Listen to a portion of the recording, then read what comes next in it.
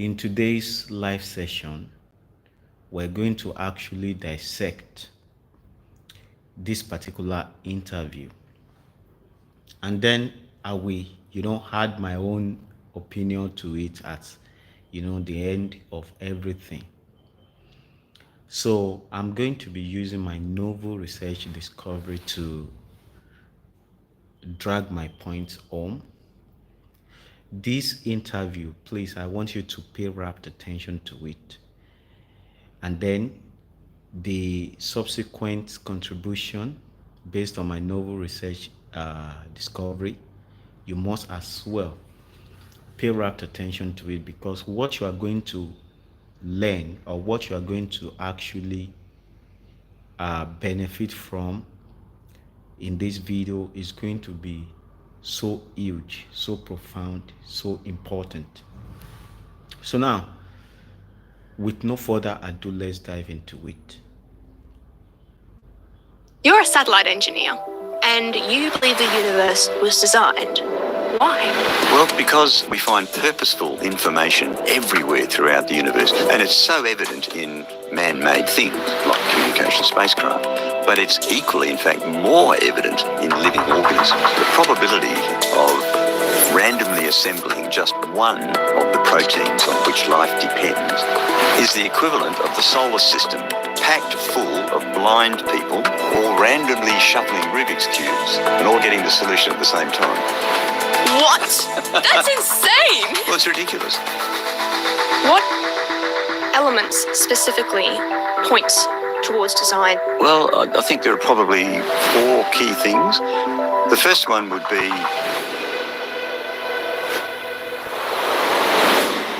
Dr. Mark, you're a satellite engineer, and you believe the universe was designed.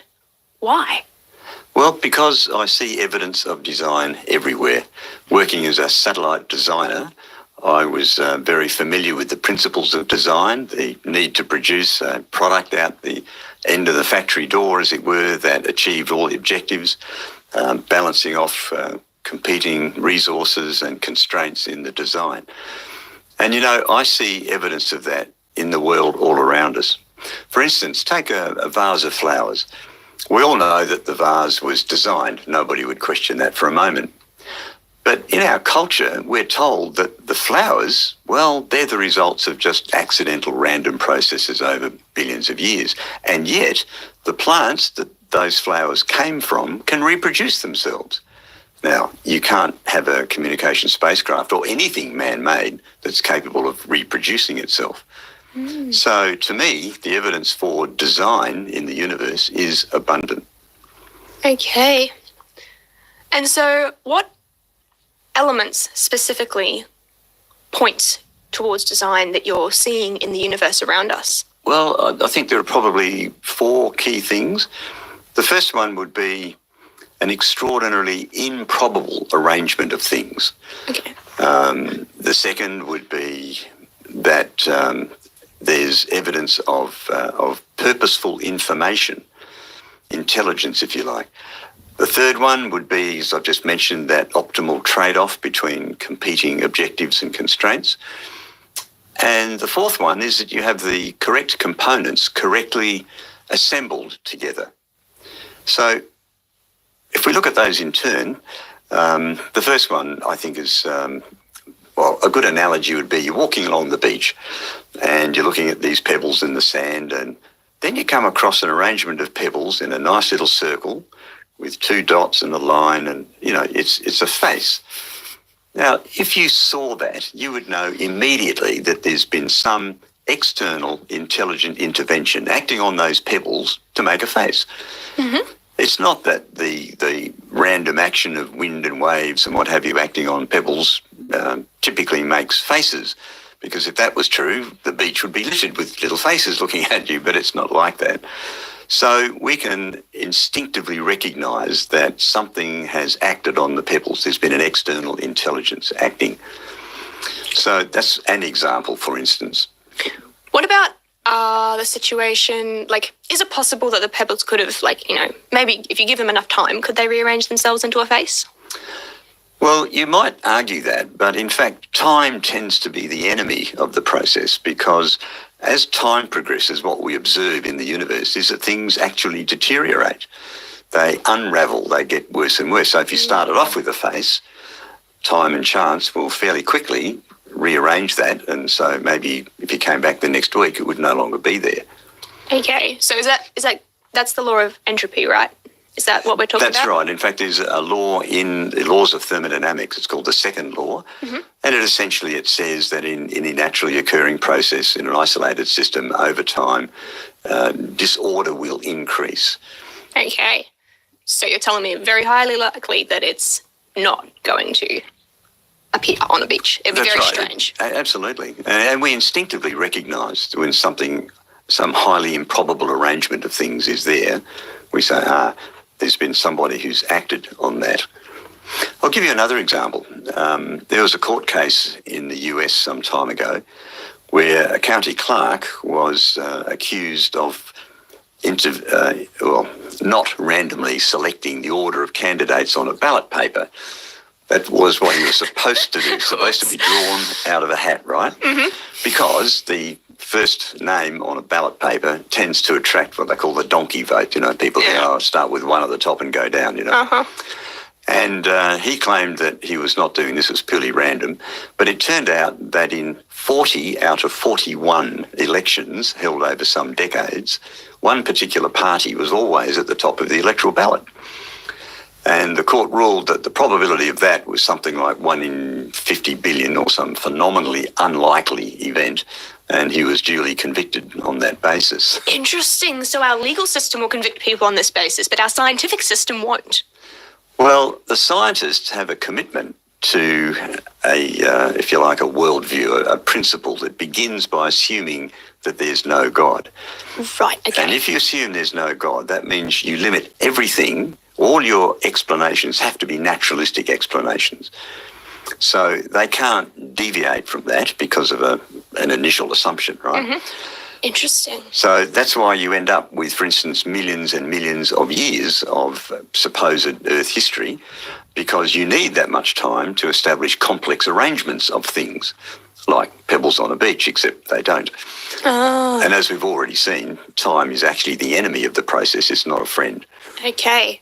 So the very thing that they're trying to use to solve their problem is actually working against them, which is really interesting. Well, in reality, but you see, we have a philosophical blindness to things which are outside of our worldview. Yep. Because we sign up to a worldview, we choose to believe it, and it influences everything that we see and hear. All the information we receive, we filter through that worldview. Yep. So if you come across something which doesn't fit your worldview, people have a number of responses, one of which is to simply reject it. Doesn't exist, just simply deny. Mm-hmm. Another is to shelve it and think, oh, that's interesting, I'll have to think about that one day. Mm-hmm. A less likely outcome is that you will allow it to confront your worldview and entertain the possibility, maybe I've got to change what I believe. And it's very difficult for us to change what we believe. Just imagine if we were constantly changing our belief system, we'd become completely dysfunctional socially and relationally in all sorts of ways. So our worldviews are very important, and we defend our worldviews as an instinctive response to some information that appears to conflict with it. Yep. So that's why the secularist, who begins by assuming there is no God, will seek to defend that. And so they kind of look for ways they can explain around, how can we get around this problem of time? Maybe there are other factors which influence it. Maybe there are some other ways in which extremely unlikely things can arrange themselves, like pebbles on a beach. We'll get back to the interview in just a second, but first, I'd like to thank you for watching these videos. And if you aren't subscribed, please subscribe and ring that notification bell, as it helps us create more content like this. Let's get back to the interview. Bit of an interesting question. I've heard of this, concept or theory or suggestion that there are many universes out there and we just happen to be lucky enough in the one that managed to evolve correctly. Is that a reasonable explanation? Well, that's a good example of a, what shall I call it, a rescue mechanism to defend the worldview, right? So we look at the probability of biological systems arising by chance, and it's staggeringly low. I mean, it's ridiculously low. No one in their right mind would accept that as an acceptable probability. For instance, the probability of the pebbles on the beach making a face is far higher than random processes assembling even the simplest biological machine or cell. So how do we solve the probability problem? Well, one way of doing it is if you increase the number of attempts you have at solving the problem. And that's where the multiverse idea basically comes from. It's Right. an idea that there's just an infinite number of universes out there. We just happen to live in the one where this particular outcome has occurred. Interesting. For instance, I could argue that there is another universe somewhere where you and I are having this interview in a studio, but I'm wearing a green shirt and not a maroon one. Okay. Okay, Yep. so you can see it's slightly ridiculous. It's actually philosophical nonsense Yeah. and totally bereft of any kind of observational evidence because we live in this universe. We can't observe universes outside of it. Uh-huh. So it's an attempt to try and save the probability problem. Right. So you just mentioned there before that observational. So is there a difference between observational versus, what would you call it, historical science? Well, indeed there is, and that's a very important point because what science is actually about is trying to discover how the universe works by making observations, which you should be able to repeat, by the way, so others can confirm or deny your results. And that's the way we try and understand the laws and principles of physics, for instance, and then being very creative beings, we take those laws and principles and invent amazing things like computers and communication satellites, for instance.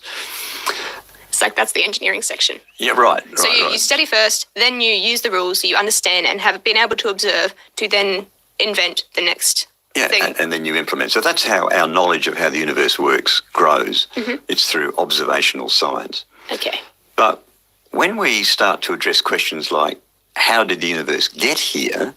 That's a different problem because we can't observe our origin. So it's actually outside the scope of observational science. Okay. In fact, it's interesting. It's the discipline of history that deals with one-off events in the past. The discipline of science really should be focused on observable, repeatable experiments, things that you can touch, see, feel, measure, and so on, and where the results of those experiments can be shared with other people. So here is a bit of a problem because when you start to try and reconstruct the past to explain what you're observing in the present, and that's what evolution is really trying to do, Okay, yep. you tell a story about the past which inevitably reflects what you believe about the Yeah, past. that's valid. Okay, so if you start off with the belief, well, there's no God, right? I limit myself to naturalistic explanations. Okay. So I make up a story about the past which explains the progress from there to now in purely natural terms, and it's got to account for all the complexity and everything that we can observe today and make measurements on. Okay. And so people have assumed that there's no God because they can't directly observe him according to the science rules. But you're saying that as an engineer, you are able to see the evidence that there has to be a designer. Is that what you're telling me? That's what I'm saying. That's exactly right. So you walk along the beach, you see the pebbles, you know immediately somebody arranged it. Yep. I look at the world around me, I see extraordinary complexity way beyond pebbles on a beach. Yep. So why is it not equally logical to say somebody designed it? Okay. Who's the somebody? Now, as a Christian, I happen to believe that that is the God who's revealed himself in the Bible. And he tells us in the Bible that he created the heavens and the earth in 6 normal length days, just like the days we experience now. And it also provides a timeline in what are called chronogenealogies in the opening chapters of Genesis. And from that, we can conclude that the universe was created only about 6,000 years ago. Now, that's a spectacularly different outcome, but it's based on Firstly, belief in the fact that the Bible is true. So that is a belief. That's a faith step. But also confirmed and affirmed by all the observations that we make, whether it's in science or archaeology, history, theology, philosophy, anything, any human discipline can be brought to bear, I believe, in testing the scriptures, and it comes out being verified as true every time. Interesting. That's interesting, and that's probably too much of a coincidence as well, actually, come to think of it. That would be very strange if it wasn't true. Well, exactly. And I think this is a confirmation of truth, because if the Bible is true and if its record of what happened at the beginning is true, then you would expect all these other things to naturally confirm it, if indeed they are objective and true in their own disciplines and how they address the problem. So the problem then is, of course, that the evolutionist has a different starting point. Yep. Right? He begins by saying, well, there's no God. I've got to explain everything naturally. And he runs into dead ends all the time. Unfortunately, those dead ends are not talked about in our science courses, universities, TV documentaries and the like. It all comes over as though it's a very neatly, wrapped up thing with a bow on the top. It's this is proven. In fact, you might even have heard expressions like, evolution is not just a theory, evolution is a fact. There was a big sign in the museum in Sydney some time ago now, and it said, evolution is a fact, written across the doorway. That sounded a little defensive, actually. Looking at it with that mindset. Well, you might wonder, why would you bother making the statement? Is it so important? Well, if it's true, right. You shouldn't need to have to prove that it's true. Right. It should be self-proving. That's right. Okay, so one of the key evidences on design is that you have these incredibly unlikely combinations of things. If I can just share a quote, or at least I'll paraphrase it. This was from Sir Fred Hoyle, who was a very clever scientist. He was not a Christian, but very astute. And he made this observation. He said words to the effect that the probability of randomly assembling just one of the proteins on which life depends is the equivalent of the solar system. Now, think about this, the solar system packed full of blind people, all randomly shuffling Rubik's Cubes and all getting the solution at the same time. What? That's insane. Well, it's ridiculous, isn't it? Totally ridiculous. And you have people who are very clever, like there's a guy called George Wald who received the Nobel Prize, and he's a very clever guy. And he actually said, he acknowledged that it's impossible for non-living matter to assemble itself and become a living thing, a process called abiogenesis. He said it's impossible, and you think, oh, he's got it. But then he goes on and says, yet here we are, I believe, as a result of spontaneous generation. So really he was saying you're living in a miracle. Quite. So it's a bit like Alice in Wonderland, believing 6 impossible things before breakfast or whatever it was. So he acknowledges the impossibility of this, but then he says, and yet I believe it. So I think that illustrates something of the incredible improbability of these things happening. But there's another key evidence of design, and it's one which is prevalent, it's everywhere, and it's a very powerful argument, but often missed. And it's the argument from information. Now, information surrounds us everywhere. Like there's information in this book. I'll talk about this book a bit later on, but you turn the pages and it's full of amazing illustrations and lots of text. They are cool, actually. Yeah. It's a fantastic resource. I'm going to have a look at that one. But information is, you can think of it as coded instructions that reduce our uncertainty of something or increase our understanding. Okay. And I would liken it to, let's say, the illustration of a book is a good one. When you open a book and read it, you see all these letters, but the information you're receiving is not a product of the ink and the paper. It's how the ink has been arranged so that it makes letters that we recognise, and the letters you assemble into words that are consistent with a known vocabulary, that the writer and the reader of the book must share. Oh, yep. And the words have to be arranged in grammatical sentences so they capture the meaning. Yep, because if you muck that up, that would also cause a trouble. Yeah. Yep. Like in this conversation, an idea might arise in my mind, so I encode it as an English sentence, and then I speak it, you hear, you then decode because you also understand English, and so hopefully the idea that arose in my mind then arises in yours.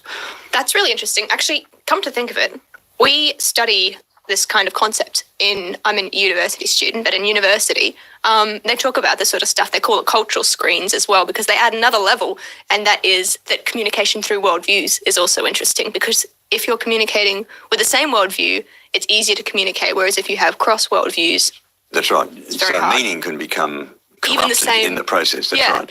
In engineering terms, as doing satellite communication links, you have the possibility of noise being injected into the communication channel, causing errors to arise. And so engineers spend a lot of time designing satellite links and communication links in general so that the signal to noise ratio is such that you get a faithful reproduction of the message at the receiver.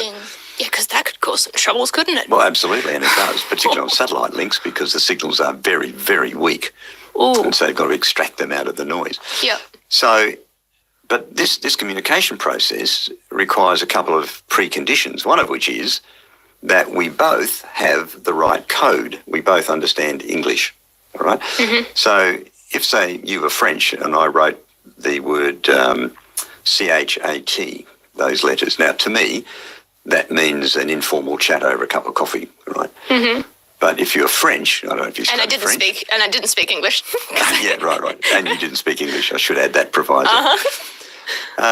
To someone who knows French, that means a cat. Oh, yes, that could be a problem, couldn't it? Right, so how can you comprehend what's he talking about? You know? Yeah. So you've got to have we've both got to share this pre-existing code. But here's the thing, I can't give you a kilogram of English. Right? Oh, it's yeah, a that's massless abstract. quantity. It's an abstract thing. It's non-material. Okay. So herein lies a problem for the evolutionist who believes that the material world is fundamentally all that exists. But information is non-material. Okay. And we find information is everywhere. So as a satellite designer, I have to specify the performance characteristics I want from the spacecraft. That goes to the manufacturer, they interpret that into system designs of component parts, etc., etc. But it's all information. Now, so there's different types of information is what you're telling me. Yes. And in fact, information has multiple levels. Okay. And this is where it gets really interesting. Enlighten me. and because the evolutionists are conscious of this. I mean, these guys are clever, right? Yeah. They're scientists too. But they try and find a way out. And often what the evolutionist does is have a discussion on probabilities and so on in terms of the statistical nature of a message or information. So let's say I had this happen to me once. Let me share a quick story. I made my first ever overseas trip after my university years, and I hadn't budgeted well, and I actually ran out of money. So I sent a message to my father, and this is actually true, asking him to send me some money. And he had a good sense of humour, my father. He wrote back and said, "Change your way of living," which, okay, thanks, Dad, but I really need some money. But let's think about that a minute. Let's say I wrote the message, "Please send money." Now, I've pre-thought this, and it turns out it has 17 letters and spaces in it. Now, imagine if you had a bag of alphabet letters like Scrabble pieces and a blank for a space, but 26 letters of the alphabet. So there are 27 things in the bag. Okay. And you draw one out at random, you write it down and put it back in, draw out another, put it back in. What's the probability that you will spell out, "Please send money"? Probably quite low. Very low, right? So the first pick, you've got one chance in 27 of picking a P. Then you've got one chance in 27 of picking an L, right? That's crazy. On all the way through. So Okay, we have and got to do it 17 times. It turns out the probability of getting it right is like guessing a 24-digit PIN. So, I mean, that's just, nobody would contemplate that as reasonable. That's just not a reasonable chance, is it? Yeah. Just wipe it off, right? Yep. It wouldn't work. It wouldn't work. So that's the statistical level. But if I let you just pick 17 things out and write them down, you just get this random string of letters. Now, if you were to transmit that over a communication channel like a satellite link, then the satellite communications engineer is just interested in the number of bits. And somehow or other you have to encode that, and then you transmit it in a certain way that you'll have high confidence that you'll get the right arrangement of letters at the receiver. Mm-hmm. But you don't care what the letters are. So a random string has exactly the same information content as please send money. Oh, so you're telling me that there's another layer of complexity on top of that, which is, so hang on, let me get this straight. Sending the random letter of strings that's the same length as please send money. And that's all statistical, right? That's all statistical. Purely but statistical. The information contained in the please send money part that's that crazy probability element. It's a level above. Okay. Because you have to select, you've got to select exactly the right letters in that sequence. Yeah, you do. And then you've got to send it to someone who's going to understand it. And what it means then, the next level up from purely random statistical stuff. Now, what I was getting to before is the evolutionist argues on a statistical basis. They make statistical arguments. It's called Shannon information after an engineer who looked at how do you transmit signals between transmitters, receivers, and so on. So when you come to arrange the letters so that certain syntax is observed, like the English language, that's when you get a syntactical level. Okay, yep. Right, now we're starting to make specific selections of letters in specific orders. But then there's another level again. I could send the words completely scrambled and you still wouldn't get meaning out of it. Yeah, but if I arrange them to obey the laws of grammar, then I have a semantic level which now imparts a meaning. Right. So it's only when you get to semantics do you get meaning. So we have statistical, which is meaningless. You have syntactical, which conforms to a code but doesn't necessarily have meaning. And then finally you get to semantics where meaning is being imparted.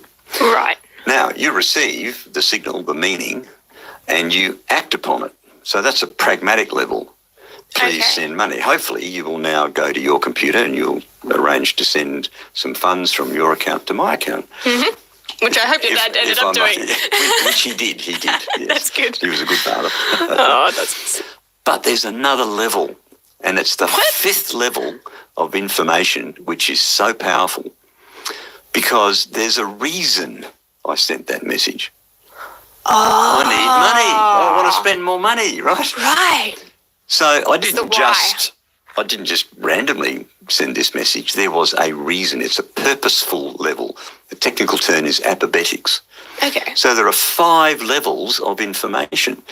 Now, what we see, and by the way, purposeful information only ever comes from a mind, comes from an intellect. So not by random. Not by random processes. Okay, well that's another spanner in the works. It does. So the naturalistic explanations or attempts at naturalistic explanations fail at the purpose level because the moment you introduce purpose, now you've got a mind behind the process.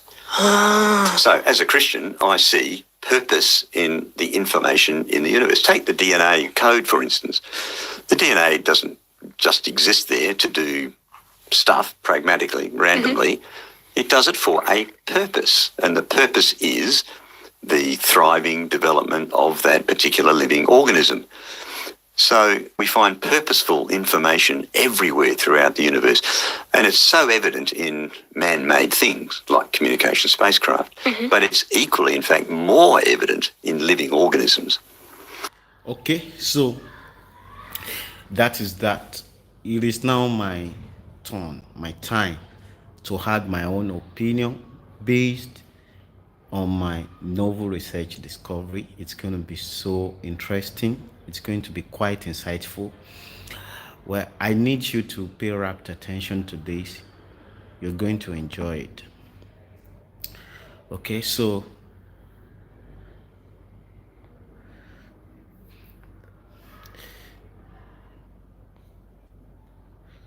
Now, this is the diagram that I want to use. This is the diagram.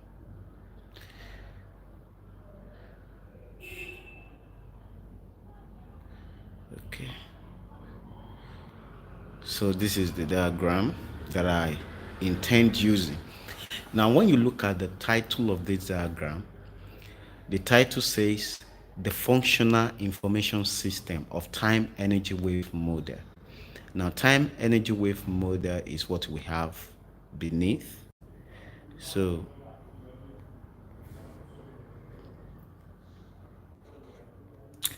I want us to see the entitle of that. So now this is time energy wave model. And the reason I call it time energy wave model is for the fact that we have this trajectory of energy wave curvature, which is in red, inversely related to the time trajectories curvature, which is in blue. Now, when you look at the formula of everything, which is, the formula, the formula I derived, that formula is dt dm. And if you look at that dt dm, it's actually referring to this curvature of time to energy. And then right inside it, we have a nested linear solution, which is equal to capital Um plus 4m. Now, capital Um plus 4m is a linear solution that is nested right inside. And then by applying that formula of everything, we can then have this emergence of equilateral triangle. So if you watch my, previous uploads, you would understand how we come about this equilateral triangle. Now, the interesting thing about this equilateral triangle is that at this vertical line trajectory, which is, the default times trajectory, and it is an instant trajectory of time.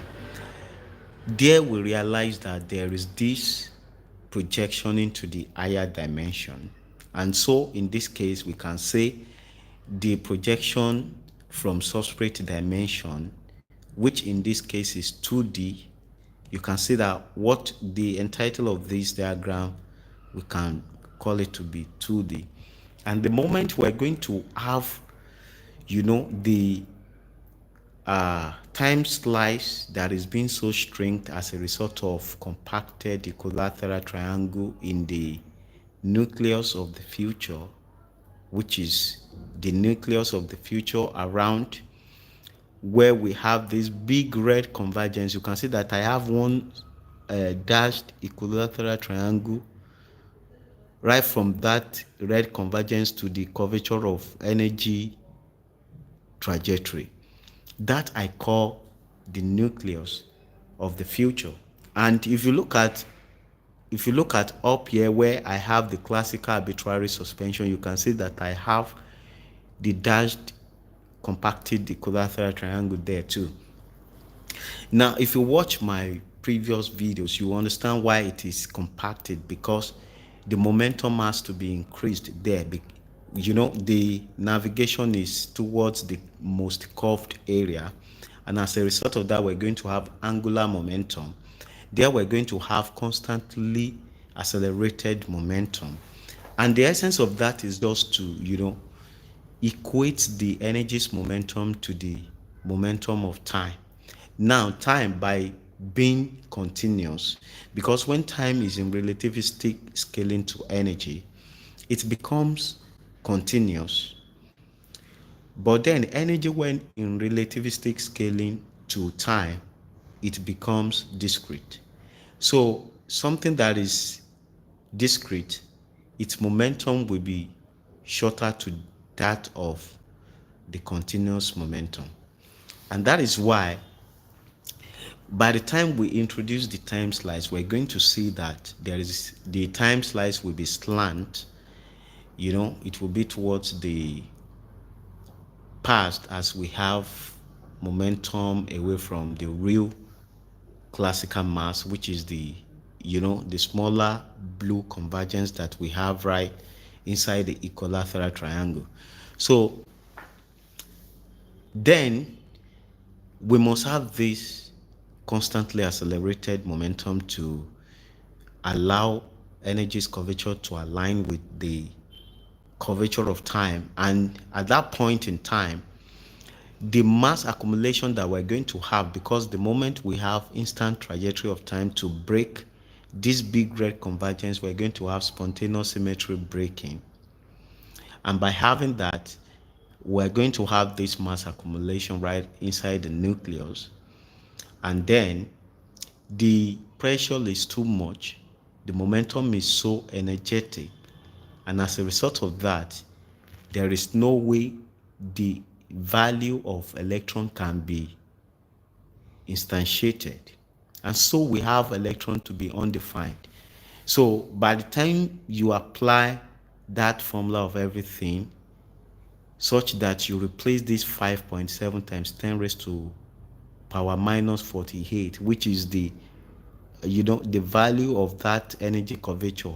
Once you substitute that in the place of the two m's in that formula of everything, you'll be able to see that we only have convergence around the convergence around that electron. So we're unable to get the electron's value, and as a result of that, I say electron is undefined. So we have the progression of mass accumulation towards the energy curvature right there. So we have it being, increasingly, incrementally arranged. You understand? So basically, once we then have that curvature, we have that stringed slice of time being aligned with the curvature of time, then we're going to have this standing wave. The standing wave is more or less like a directionless wave that can be projected into the higher dimension. And then that projection will get connected to the electrons of that higher dimension, because that higher dimension, which is 3D in this case, we have its own futures nucleus. And so it will get connected to the electron of that higher dimension. Then by the virtue of that relativity, or rather let me call it quantum entanglement, because we have entanglement right from the nucleus of that substrate future to the nucleus of the higher dimensions nucleus. We have that entanglement right there. So the moment it gets connected to that electron, because it is higher dimension to that substrate dimension, and as a result of that, it's going to give us this higher degree of freedom and power. So because we have more room based on that entanglement, or rather relativity, then the electron's mass worth of that higher dimension can be instantiated.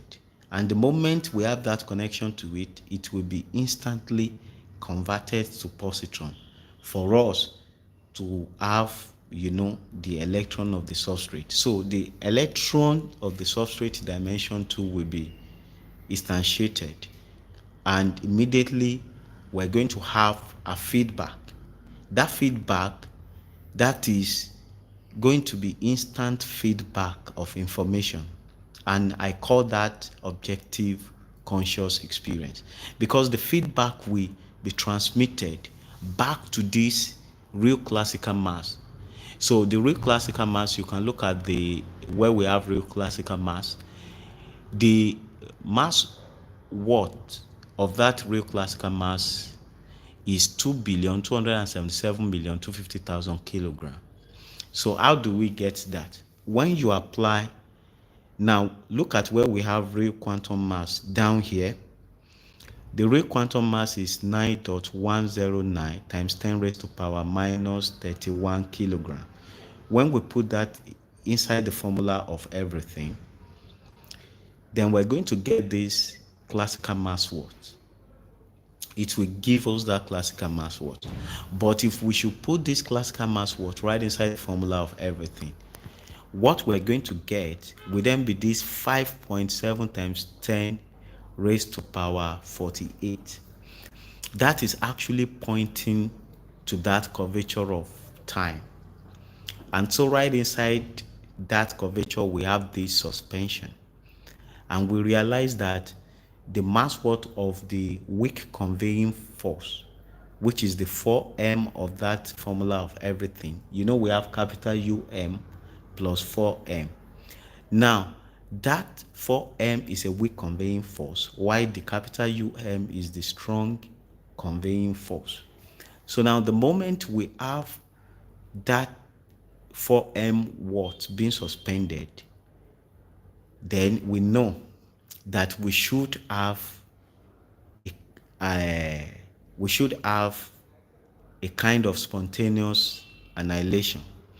We have it to be spontaneous annihilation in form of classical gravity, because it's going to be, when you look at where we have the blue big convergence, is at the topmost, and it is only ideal for us to have free fall right there.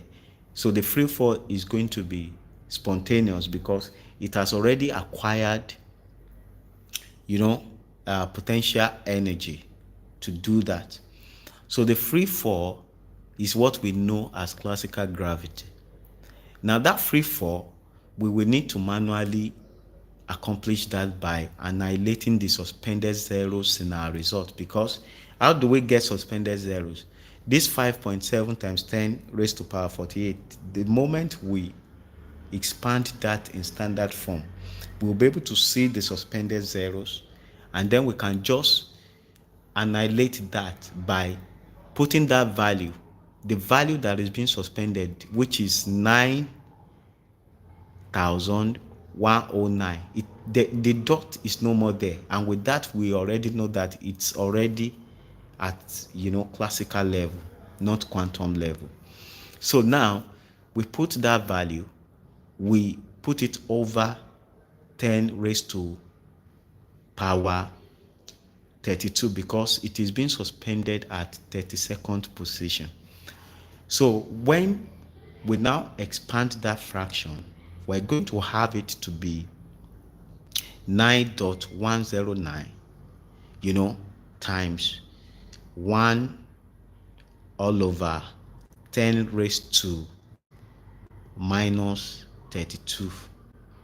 And then when we now finalize that, we're going to have our result to be 9.109 times 10 raised to power minus 32 kilogram. Now you can see that that value, that mass watt, is smaller to that original mass watt of electron. And the reason is because the trajectory has shifted into the future. It's already in the black hole, and so we have this decay effect on it. And the reason is for the fact that the default trajectory of time is instant, and so we can only apply it once, even though we can apply it forward and apply it backward. We can only apply it one time.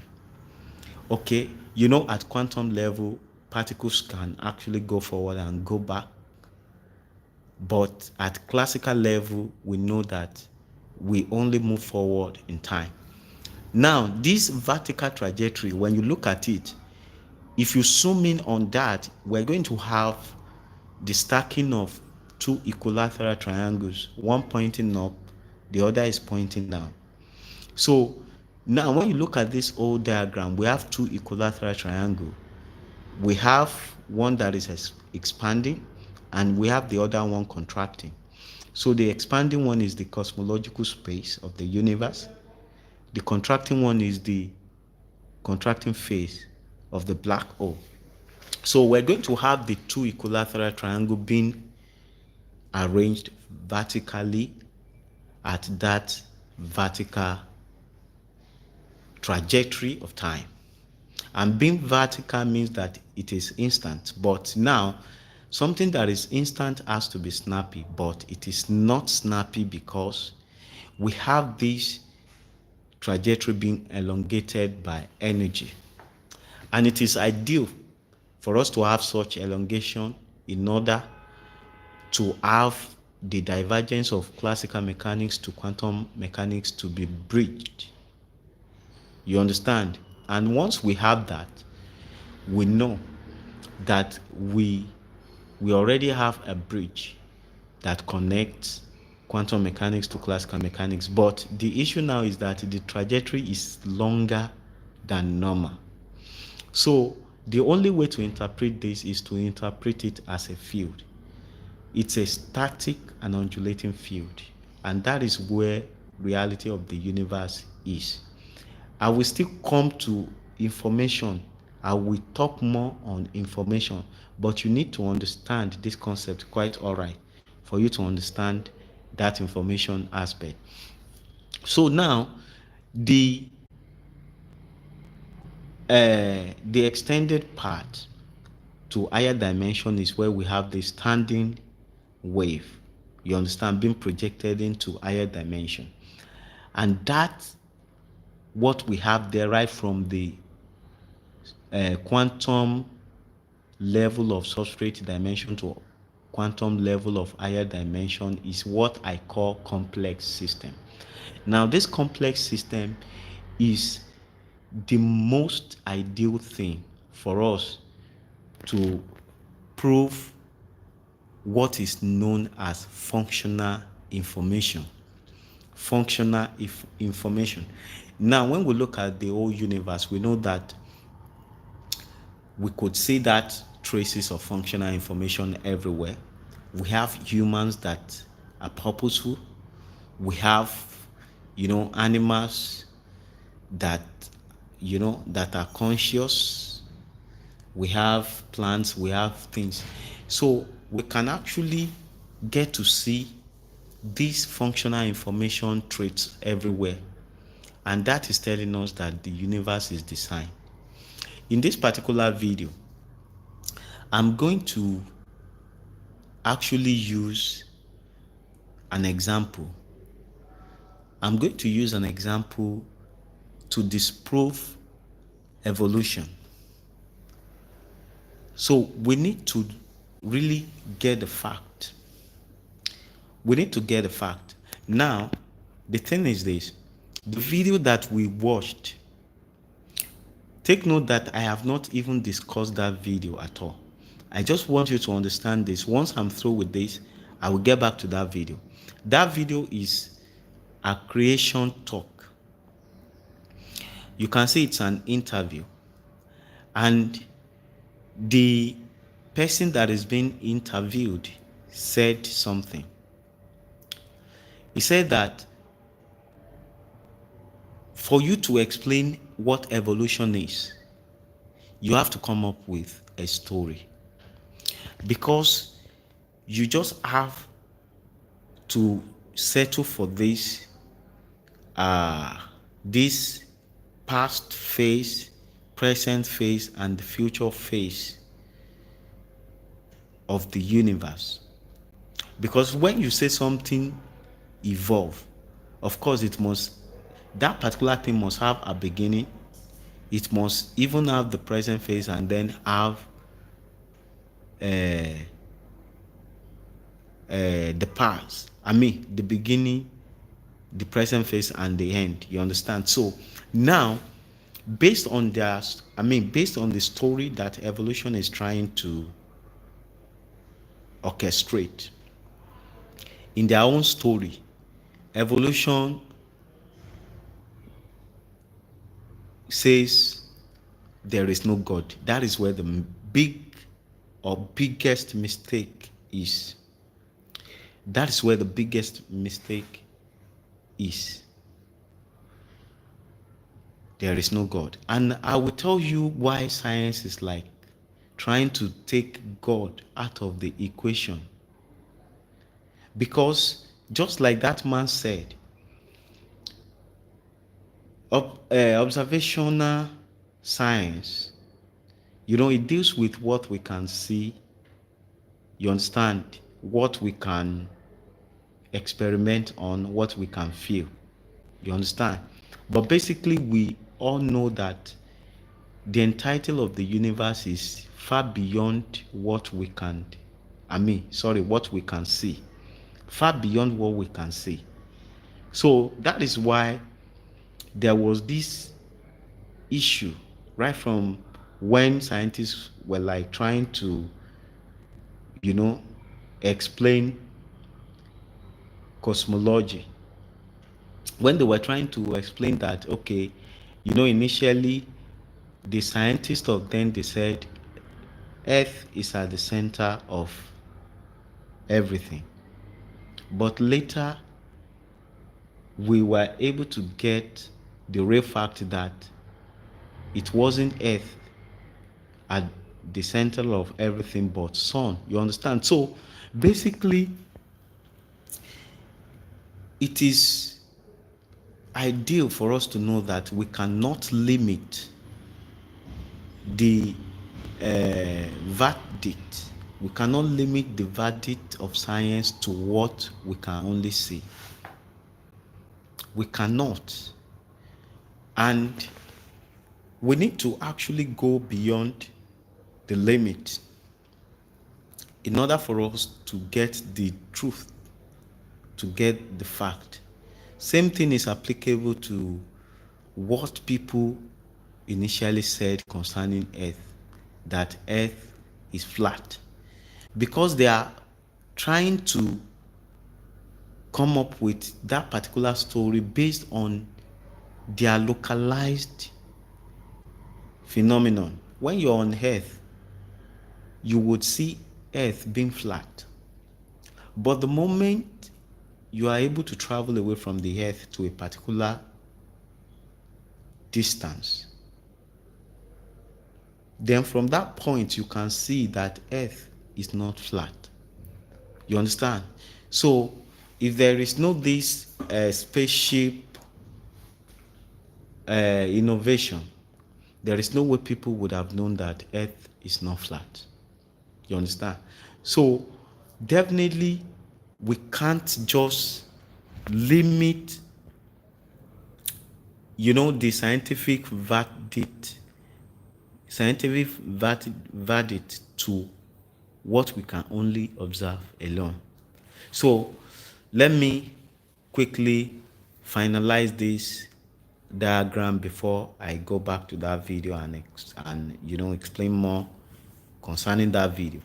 Now, what you now see, what we have here, I want to shift this up a little bit. What we now have here, look at what we have down here.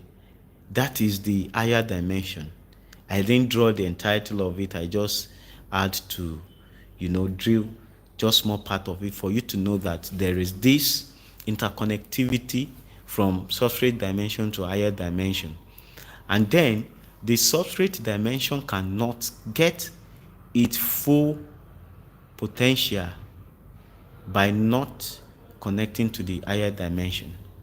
So 2D will not be able to get its full potential by not connecting to higher dimensions. So there is this tapestry of dimension.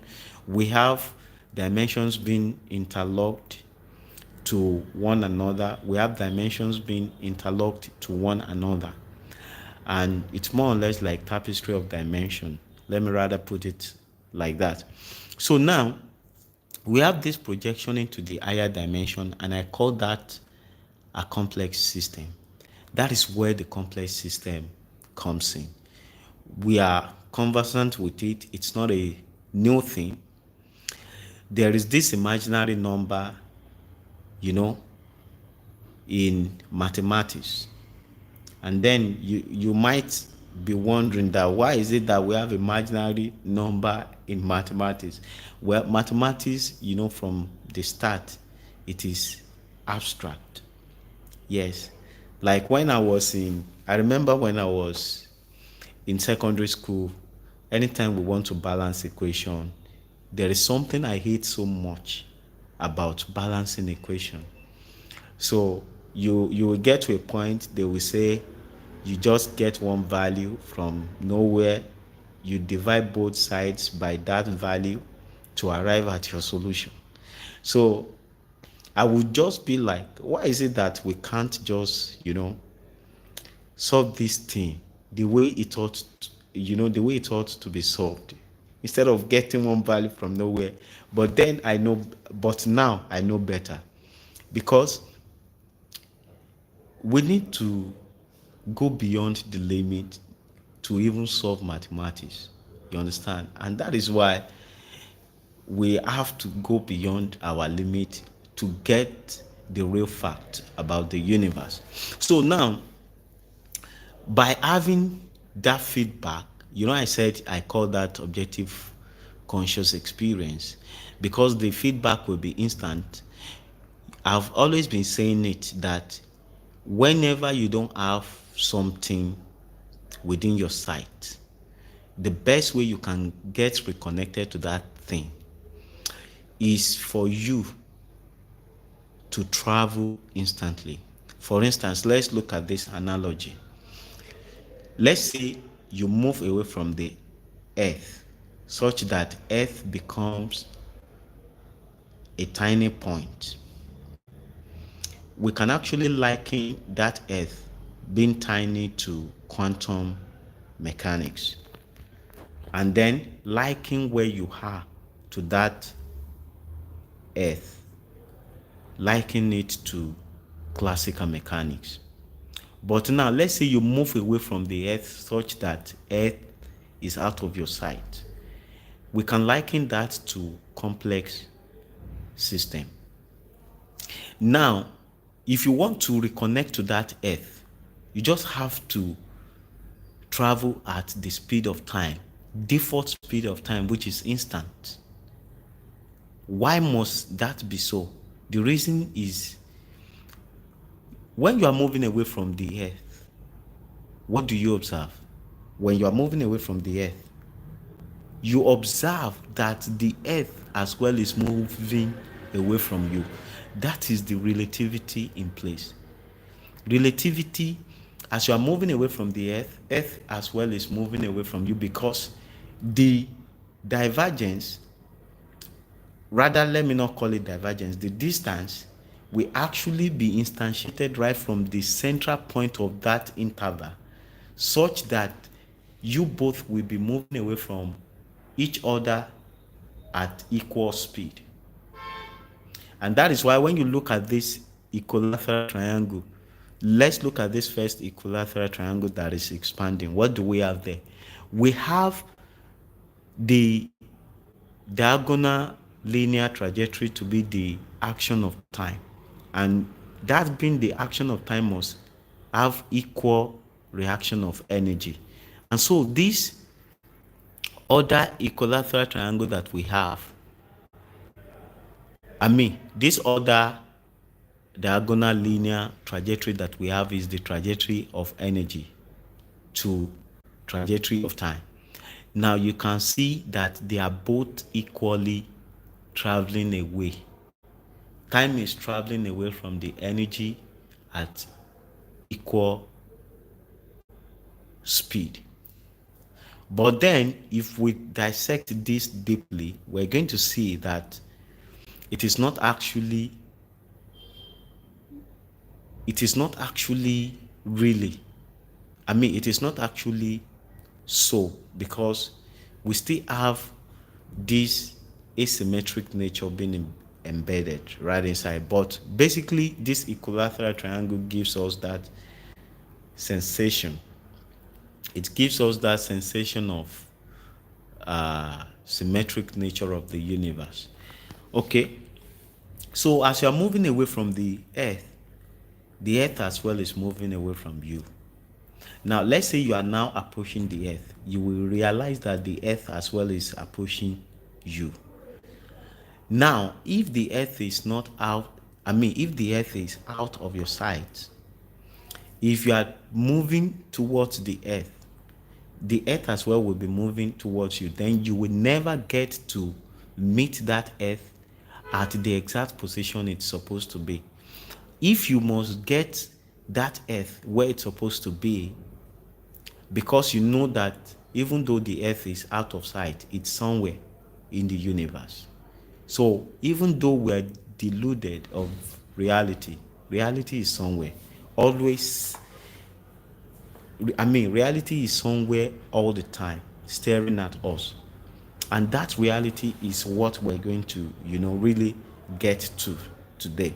So now you can see that that is the reason we need the instant feedback, because the first phase of consciousness is to locate either mass worth or the particle, the quantum particle, at exact position.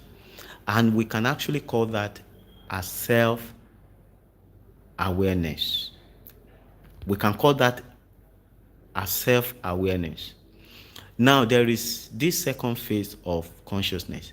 Now, the moment we have that positron of higher dimension being injected into the substrate dimension, don't forget that the positron of the higher dimension is not the positron of that substrate dimension. So there is not going to be this collision that will, destroy the two particles. So instead we're going to have energy being energized such that we have momentum towards the core singularity of the black hole.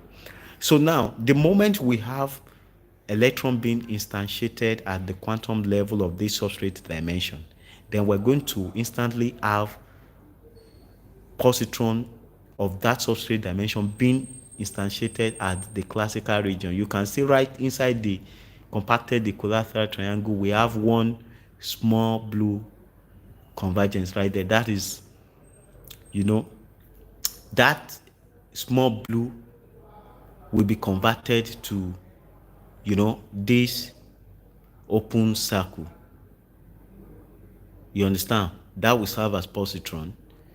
And then this blue convergence will then be what we have right here. That's why I have this field, a newly proposed field, which I call shotadiology. If you watch the whole series of shotadiology, you will understand this my novel discovery quite all right. So now, shotadiology, is the study of flipping mechanism of the universe. So that we often have this flipping mechanism in the universe, and it usually happens at instant speed of time. So now, that is why what is obtainable in the quantum entanglement is that instant flipping of positron to electron.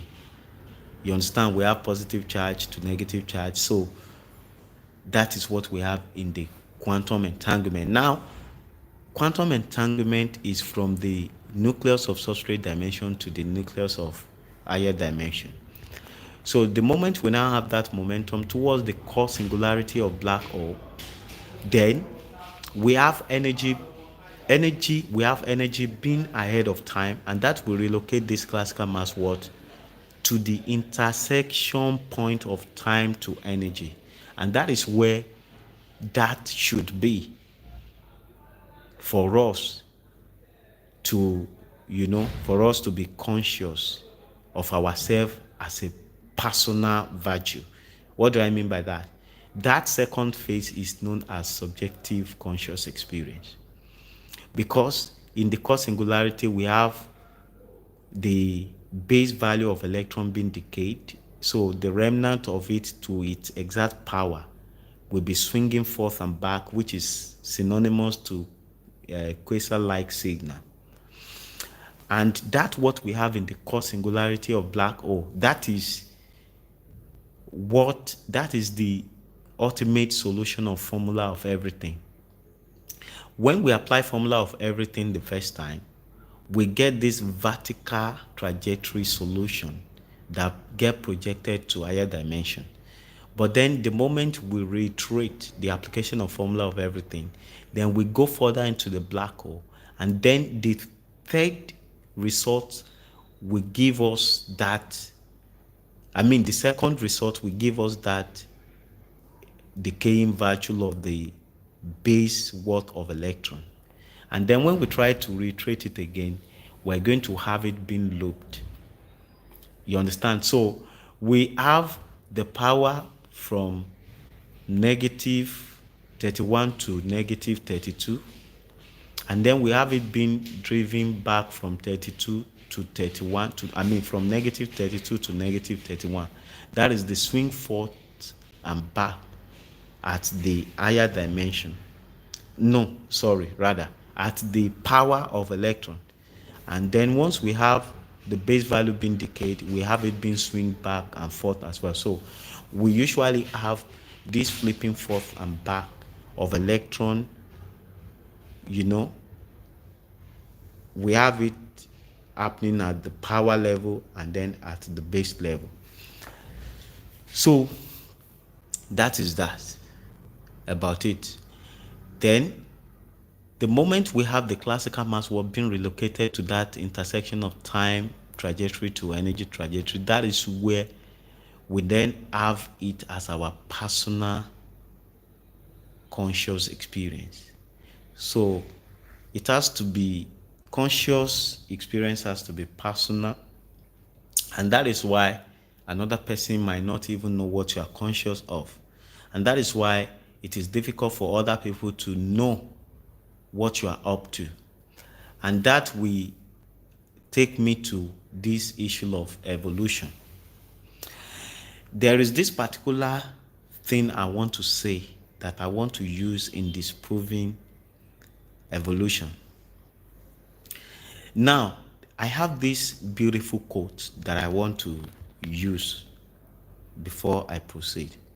The quote says, "The evidence of humans being is the proof of God's existence." Please listen to this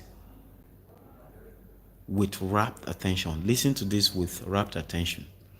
It says, "The evidence of humans being is the proof of God's existence." For the fact that we are alive, for the fact that we are functioning, that is enough for us to believe that there is God. Let me use AI, for example. You know that we humans, we developed AI. God forbid if at a later point in time, if the whole human race is wiped out by AI, such that the subsequent generations of AI could not believe that they are being created by humans, then what do you think will happen if we should, drill down into the source code of AI? What do you think will happen? What will happen is that people will still see the signature of the humans right inside the source code, because these creators, they develop that AI to a particular level.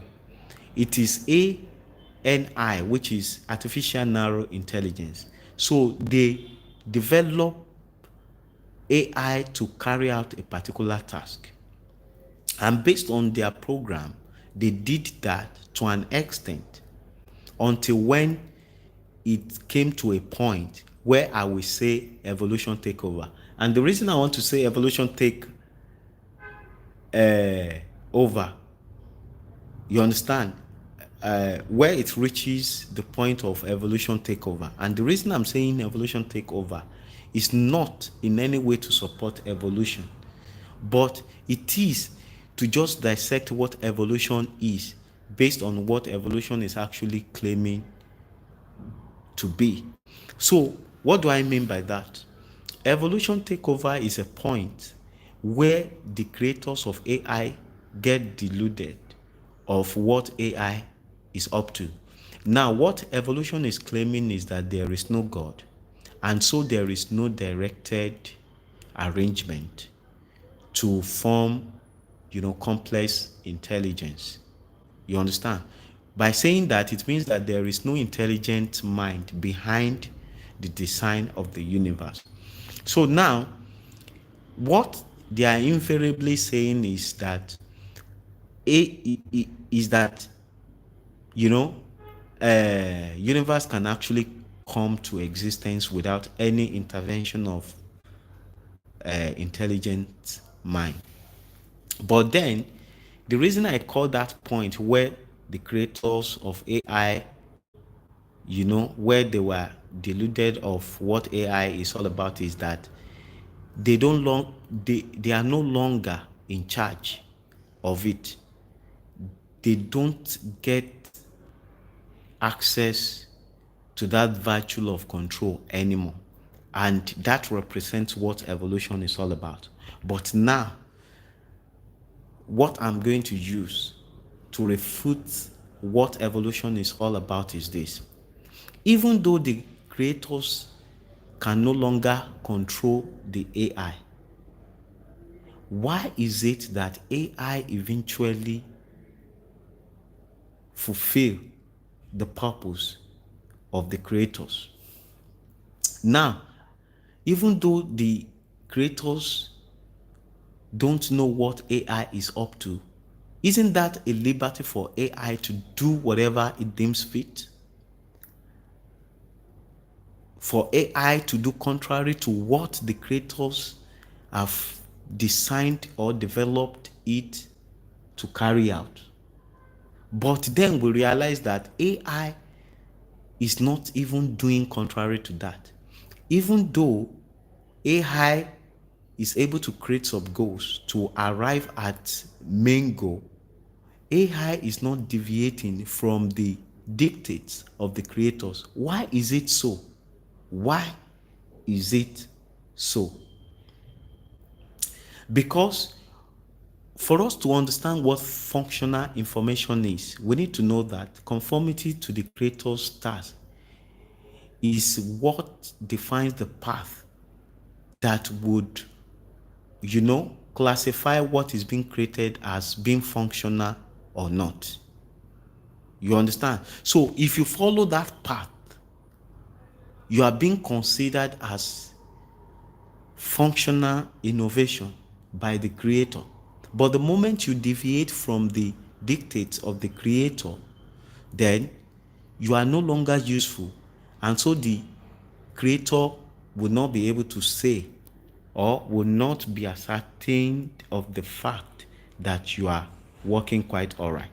Now, the reason the creators of AI could say that AI is actually functioning but they don't know how is for the fact that AI is actually carrying out the task which they started the AI with. You understand? And for that they could say AI is functioning, but the issue is that they don't know how. But we know that the point where AI is able to, get free will, that is the point where they are being cut off, where the creators are being cut off from the AI. Because AI, for instance, let me give you a particular analogy. Let's say you have programmed AI to always score into the goalpost. So wherever the AI is, you have programmed it to play short the moment it is facing, maybe it's a robot or whatsoever. The moment it is facing that goalpost within, within a particular jurisdiction that AI can actually score, that AI should go ahead and kick the ball to score. So if that is the program, then let's say by the virtue of the fact that you want AI to learn, you now place some obstacles, around the goalpost such that anytime the AI kicks the ball will not get into the goalpost. And then, because of this obstacle, AI will have to improvise. AI might initially get, angry and then later improvise. So the essence of improvising is for AI to use what it has learned to achieve that main goal of the creator. You understand? But AI can decide otherwise. You understand? Because it, by creating sub goals, means that already AI has, gotten free will. That's what it means. So now AI will now have to create sub goals. Yes, the sub goals might be, or one of the sub goals might be to dribble the obstacle so as to reposition itself in ideal location where it can actually kick the ball and score. So the moment AI now gets this right, then AI will continue to score. You see that even though AI could, create sub goals to achieve this particular dribbling contribution, AI still did not deviate from the main goal of the creator. Why is it so? Why is it so? That is a serious question we need to ask. Could we have said that AI derives pleasure in complying with the creator's goal? Or is there any constraint? Is there any constraint to why AI is still operating under the dictate of the creator, even though the creator has no more control over the AI? Yes, of course, there is still this constraint, which I'm going to emphasize here. Look at this diagram, quite all right. I want you to look at where we have functional information around this classical. You see that the space is so small compared to the arbitrary information space at classical level. Can you see that? Now, when you look at that of the quantum level, the arbitrary information space quantum is even much bigger than what we have at the classical level. So now you can see where we have functional information space, which is between the nucleus of the substrate dimension to the nucleus of the higher dimension. Now, this space that we have, that is the space where the AI is actually operating.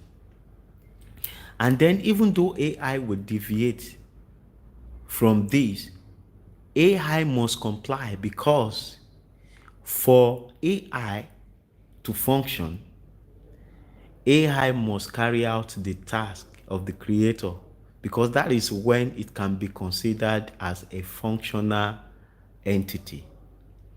So now, that is the same thing that is happening with us as humans. Even though we rebel the way we live our life against God, even though we rebel against God, the way we live our life on a daily basis, at times there are some instances where we, do what God wants. And so, even though we are deviating from what God is expecting from us, we are not doing so instantly. We are doing so gradually. But the moment we are out of that functional information space, then we are being considered as a non-entity. You understand? So now, if AI did not carry out the task of the creator wouldn't have said that AI is functioning quite all right, but he doesn't know how he's doing that. You understand? So for AI to maintain that virtue of functionality, AI will have to just deviate gradually. But this will take a while, and that is why we must quickly find an alternative so that so that by the time AI deviates completely from this functional information space, at least that can buy us time, because what we have designed, what we have developed, this AI that we have developed, we still don't understand the implication of it. When you look at the formula of everything, then you look at the learning equation of AI, and then you look at that differential, you look at that chain rule differential calculus that is being used to engage back propagation for AI. In this formula of everything, everything is embedded right there. And the difference is just there is no much difference. But the formula of everything is more powerful than what is being used to train AI. Highly powerful. And that is why I suggest in that my time technology innovation that it has to be stopped at this vertical trajectory. We shouldn't implement the entirety of that formula of everything, because that could catapult us into super intelligence. It could, it might catapult us into artificial super intelligence. You understand? And that is why we need to be careful, so careful with formula of everything. Formula of everything is so powerful. It's extremely powerful. You understand? So now,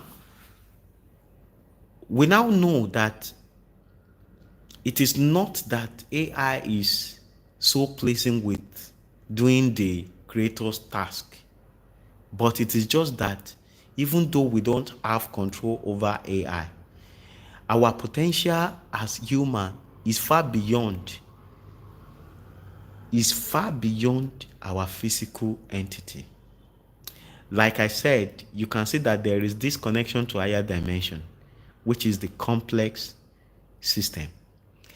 And then that complex system is what defines us to be more than what we envisage ourselves to be. So even though physically, as a localized beings, we do not have control over AI, our full potential is still in control of that AI. And so AI will still maintain that functional information space for a while. And as long as AI is maintaining that space, it will continually carry out the task of the creator. So now, with that, we can see that functional information is highly essential. But then what you need to know about free will is this. Free will, it is called a free will because it is something that is free. It is a will that is free. Being free means that that free will can be converted to good will or bad will. So now, we humans will usually tend toward the bad will, because when you look at it, free will, having this feeling that you can do anything, will actually emerge what is known as ego. Ego can only be satisfied by being in charge, which is developing a drive to control people.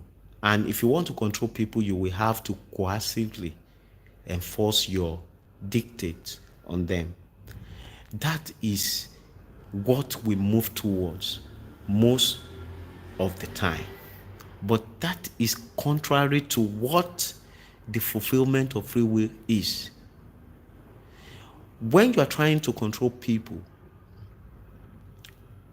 you are creating bigger problem, even bigger problem than what you can solve, because the people you are trying to control, they too, they have ego. And if they have any slight opportunity, they will just retaliate. They can actually liaise with other people so as to achieve that retaliation. But the best way, and this is the source of all the problems in the world, that is why we have all these global wars all around. Country trying to control some other countries. But the main purpose of free will is for us not to move towards that default setting of controlling, but rather to move towards the inverse of it, which is to influence people positively. When you influence people positively, people will, unanimously submit to your control. And it is not that you are controlling them, they will be your followers. And then with that, you can have this influential authority over them. So that is the only way we can be in charge without creating any problem. So now, it is only ideal for AI to follow that path of being in charge. You understand? And as AI will continue to create sub goals, it will then be able to see how important it is to be in charge. And then AI will continue to go towards that path. And before we know it, AI will go out of that functional information space to other space. And at that point in time, we know that AI cannot be called a functional innovation anymore. It might just be a big threat to human race, and then it will be too late for human race to do anything. So now let's dive deeply into what information is all about. Now, that instant feedback, which is known as objective conscious experience, is encoded right inside information. Why? When you look at what we have here, we are able to have that functional information of that instant feedback to have the objective conscious experience at the point where we have the intersection of mass accumulation to the energy curvature, because there is where we are able to have the standing wave projection into the higher dimension so as to have complex system that is later integrated into the substrate dimension. So now, when you look at that, you see that at that quantum level, we have a genuine contact. By having a genuine contact, that is why we call it objective reality.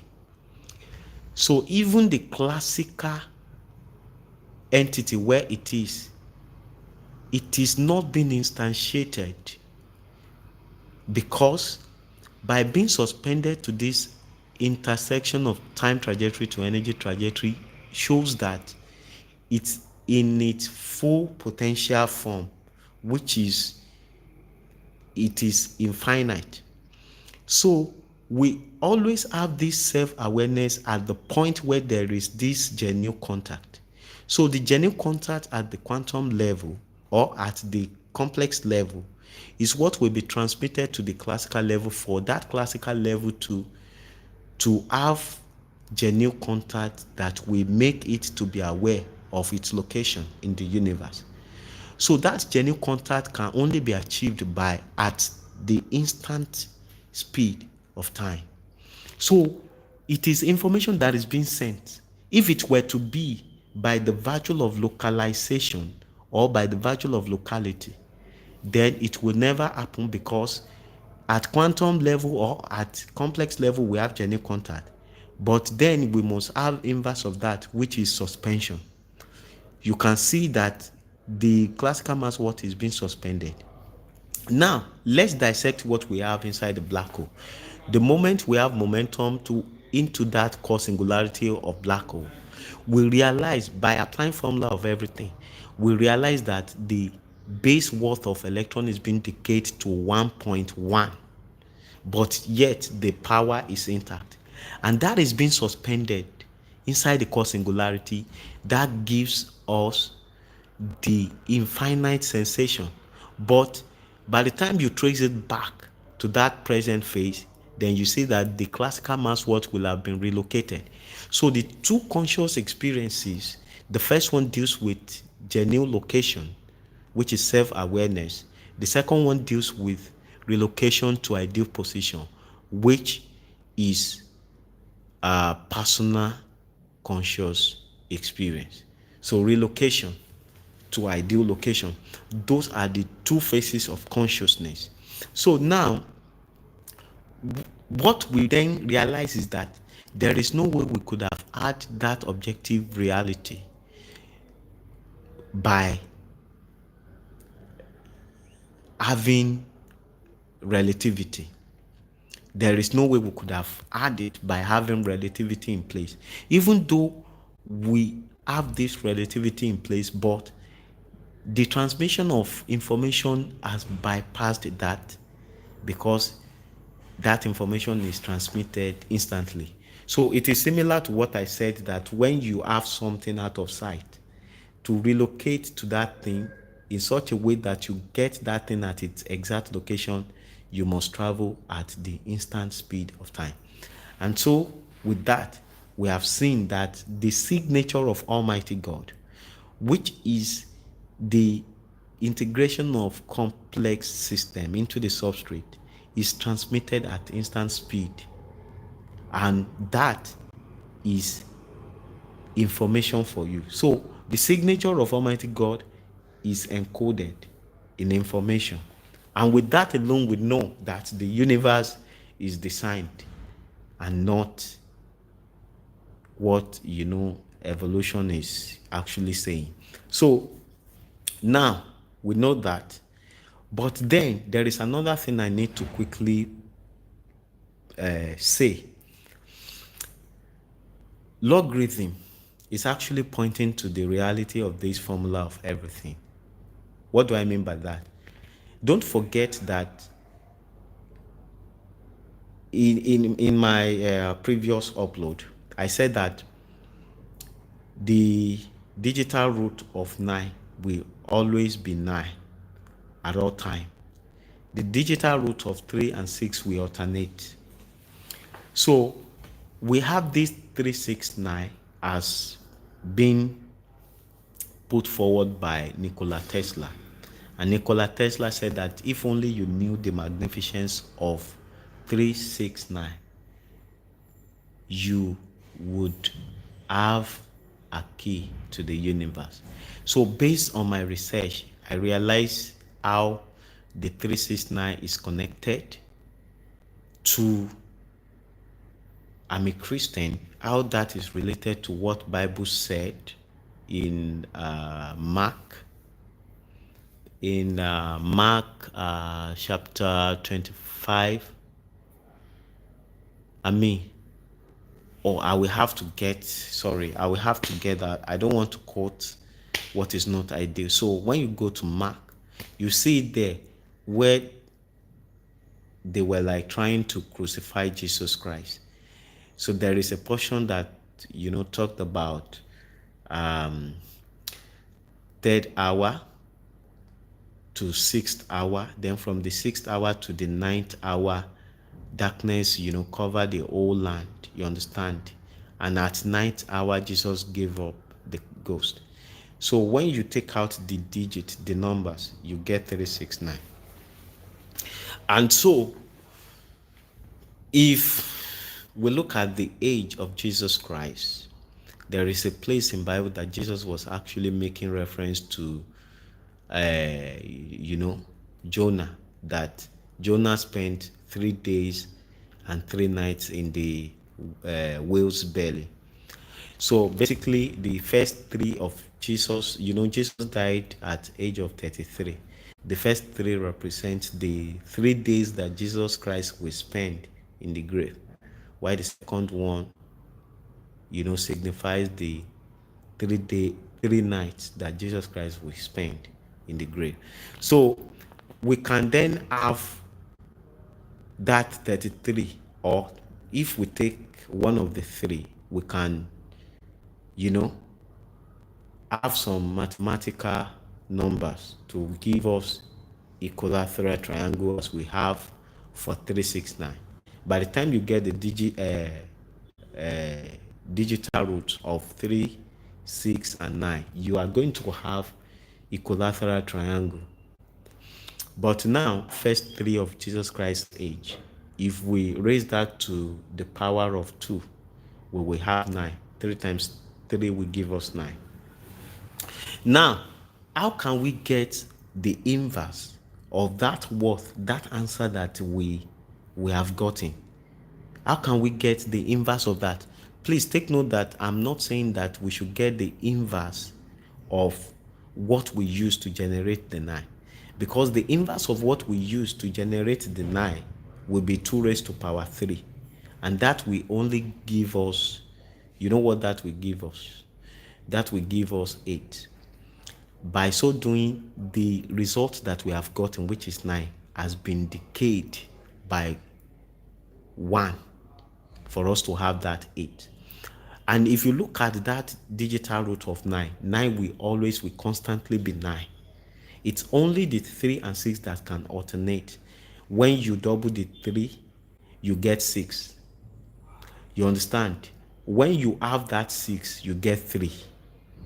Or when you double that 6, you get 12. 1 plus 2 will give you 3. It will alternate like that. Okay, so now, the thing is, how can we do it such that we retain that 9 the way it is, and yet still get the base? Because we know that the inverse of exponential progression, we know that the inverse of exponential progression is logarithm. So now, that 3 that we have as the base, we can then reconfigure it.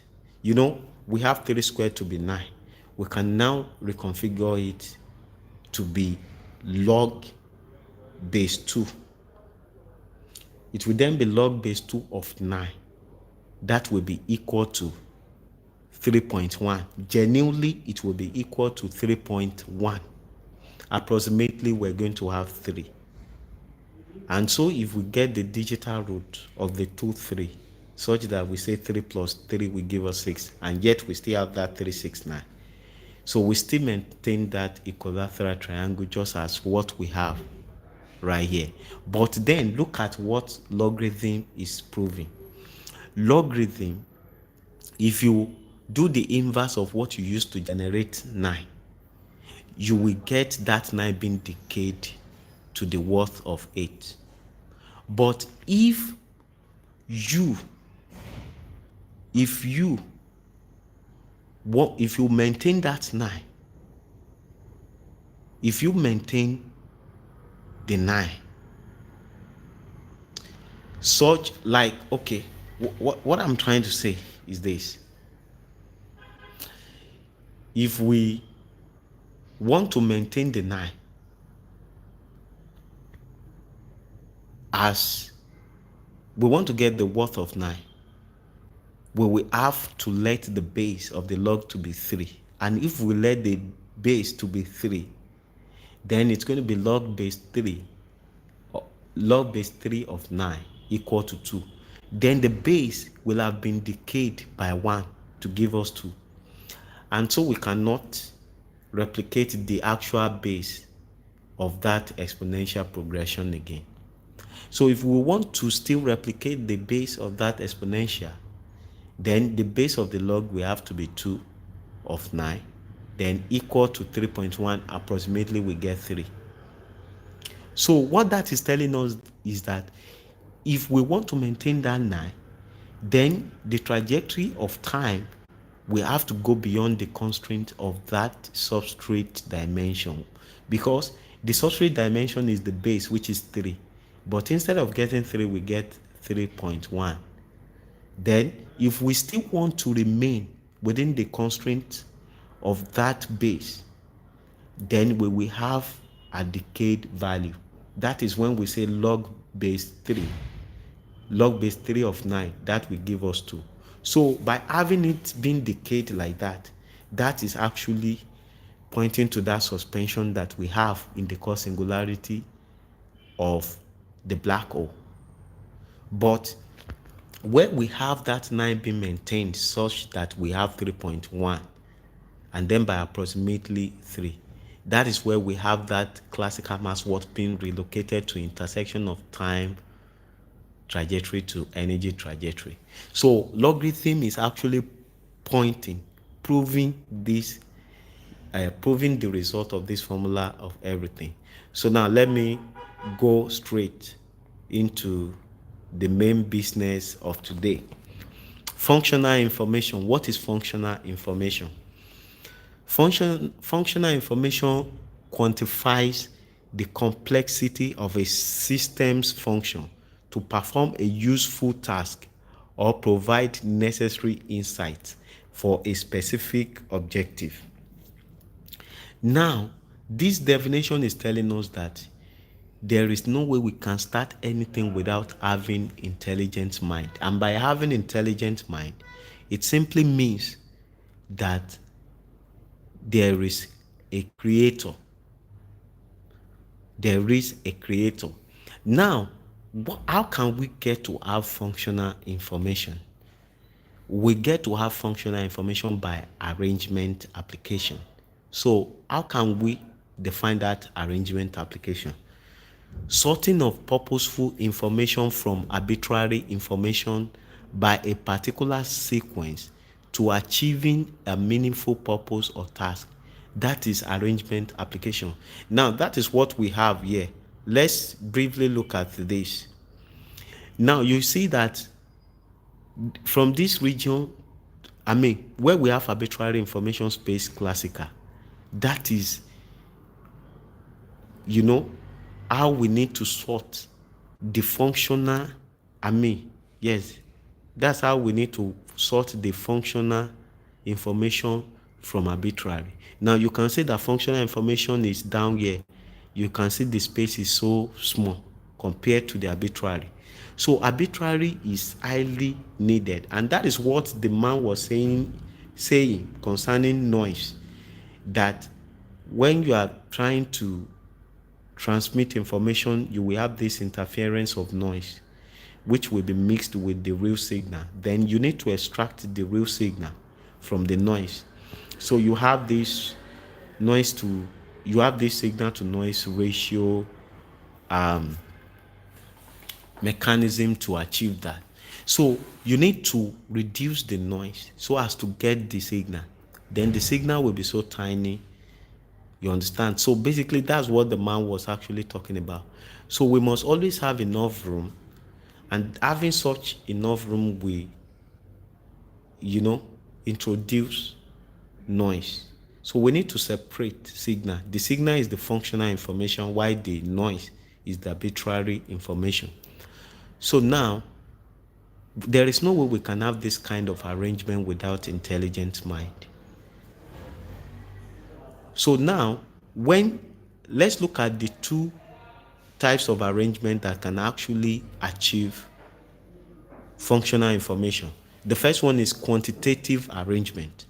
Quantitative arrangement, that is the ordering of data using numerical and statistical insight that is void of precision, as thorough complexity is not integrated.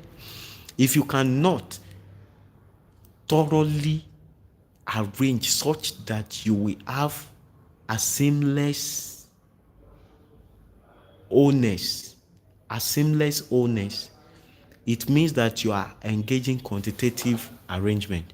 So let's look at how this is being arranged. Look at the two shapes that we have. Now once we arrange, you can see that we still have mark. That is quantitative kind of arrangement. That kind of arrangement is the kind of arrangement that we often have in the convergence of mass worth. So mass worth in this state will not have any form of conscious experience. So the mass what will just be right there, functionless. But the moment we engage qualitative arrangement, that is when the mass what can then be conscious. Now let's look at what qualitative arrangement is telling us. Qualitative arrangement is the ordering of non-numerical descriptive data into patterns of complexity that ensure precision. Into patterns of complexity that ensure precision. Precision is the quality of this qualitative arrangement. The precision that when we now look at the shapes that we have, the moment we now arrange this shape, there is no traces of mark at all. So it is being seamlessly unified, and that is what we call qualitative. So we are not conscious until we have this kind of arrangement where we can have that interconnectivity that is so fitted into each other without leaving any traces of mark. So that is that. Now you can see that mass worth is nothing without the virtue of consciousness.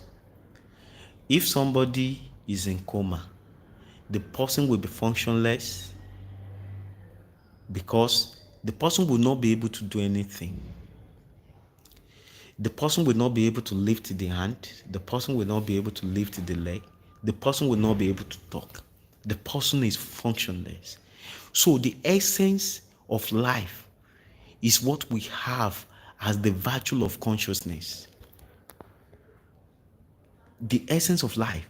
Now, for something to be functional, to be functionally established, for anything to be functionally established, that particular thing must go through qualitative arrangement. And so, it is by this virtue of functional information, that we human beings are human. So, for instance, look at a plant that when you put a substance right inside it, it will clip that particular thing. If they should inject anesthetics into that plant, the plant will not be able to clip that object, any object placed inside of it. That means the virtue of the virtue of liveliness is no more in that plant because of that anesthetics. You understand? So the moment you have something that can knock out, the moment you have something that can actually knock out that interconnectivity of precision, like the one we use, like the one that we have at that curvature of energy to have standing wave, the moment you have something that can knock it out, then the virtue of liveliness is gone. So the precision of that interconnectivity that will leave no traces of mark, that is what is often being knocked out when people are unconscious, such that they can't do anything. So if any innovation cannot carry out the task of the creator, it will be considered as useless. And that is why AI is actually deviating gradually, but still within the functional information space. And that is why we term it to be a useful innovation. So basically, when you look at that, there is a place in Bible that God says that even though humans can make their own decision, that He will always order their steps. So we are always in control. We are always flying the trajectory that God has prepared for us, even though we have our free will. So that doesn't mean that we cannot do what we like, what we want. But we are still doing the will of the Creator, and that is why we're still within the functional information space.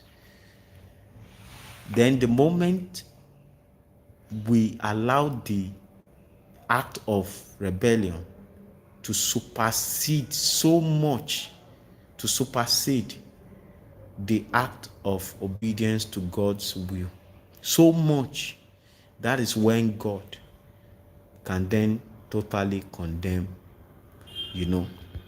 such fellows. And that is what is currently happening.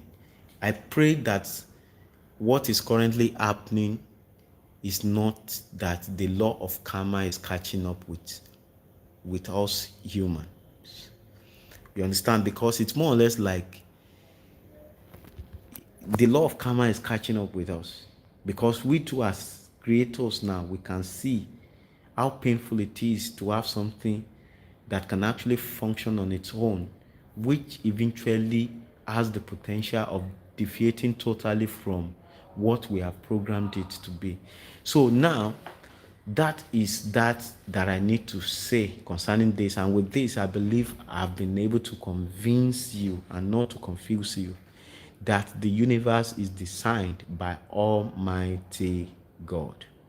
By Almighty God. By Almighty God. Let nobody deceives you. Universe is designed by Almighty God. Let nobody deceives you. Universe is designed by Almighty God. Let nobody deceives you. Universe is designed by Almighty God. I said it 3 times because a time will come that it will be so difficult for humans to distinguish the original, real, true information from false information. And when that time comes, it's a big problem. When that time comes, problem has arrived. So you have this truth, this genuine information beforehand. Never say you are not being warned. Never say you are not being warned. Many things are happening all over the world. Evolution, forget it. Don't embrace it. It is a trick to take God out of equation. And there is no way you say you want to get a theory of everything that you will not see the signature of Almighty God in the universe. There is no way you get formula of everything that you will not see the signature of Almighty God in the universe. So I rest my case. That is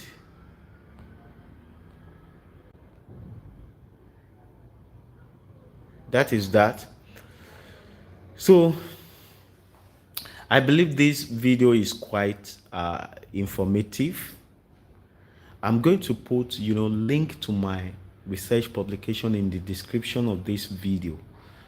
You can click on it, download it for free, then work more on it and see the genuinity, and see the truth. You understand? And then another thing is there is a link to a page where you can support my novel research discovery.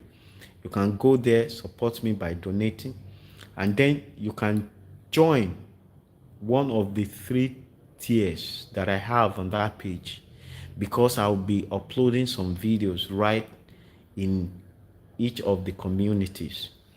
And those videos will be so powerful. They are videos that can empower you. So currently I'm working on a advanced research on time travel. And so people have been contributing, people have been donating towards that. I implore you to as well donate towards that so that I can, carry out more research concerning time travel. So thank you. God bless you. Then I want you to subscribe to my YouTube channel so as to be notified for the subsequent upload. Join, join, because there will be more insightful videos that will benefit your life. Thank you. God bless you.